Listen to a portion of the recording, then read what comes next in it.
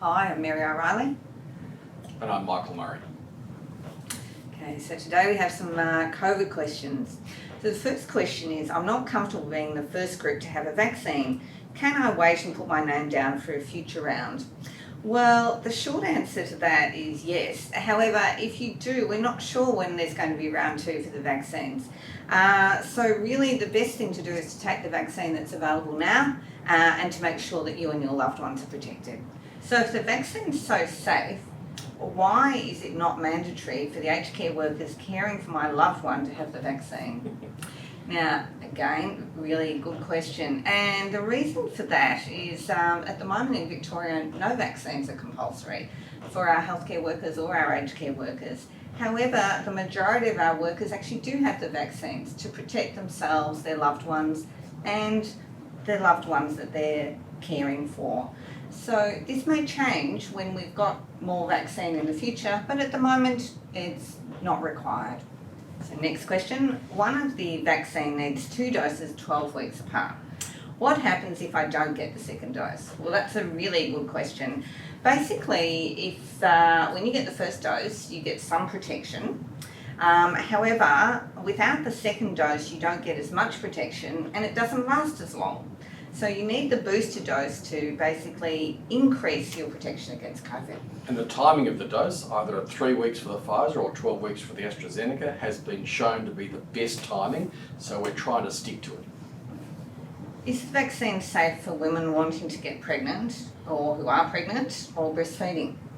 So in Australia we haven't licensed the vaccine for pregnant women, but that's the same as all new vaccines and all new medications. We always are very cautious and advise against using them when you're pregnant.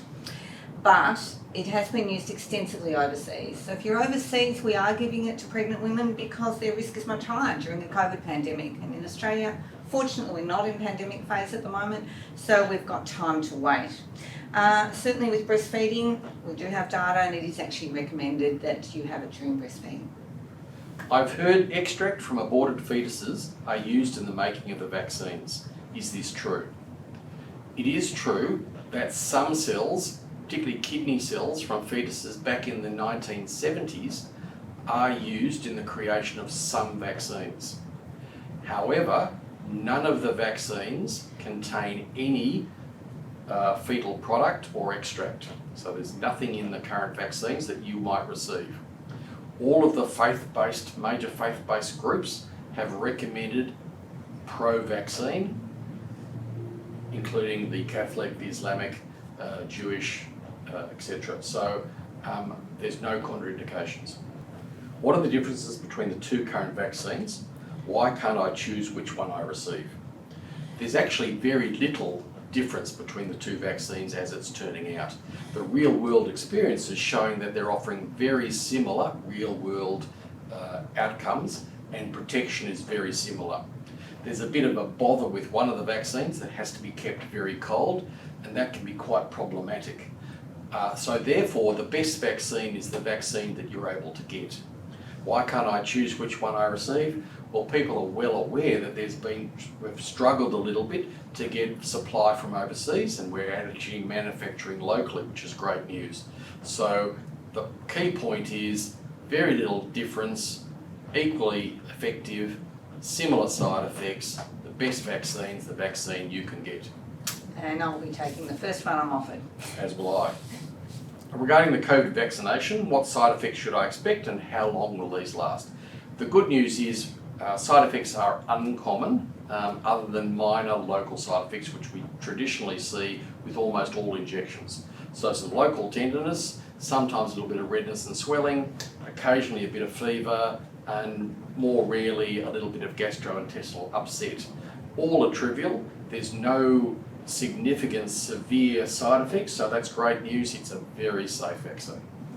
And Michael, the other thing is that severe allergic reactions, which we recognise with all vaccines, are far less common with the COVID vaccine than they are with any other vaccine. Is it safe for people with existing medical conditions or allergies?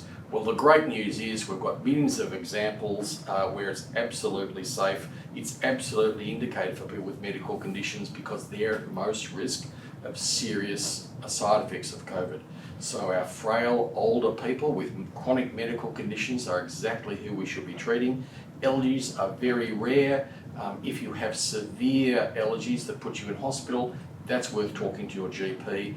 Otherwise, we're seeing almost no severe allergies. And we're seeing far less allergic reactions than we do with the flu vaccine. Great news.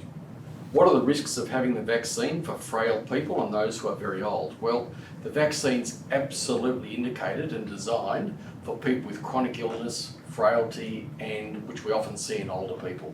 So this is exactly the group, and the risks are surprisingly less than for young people.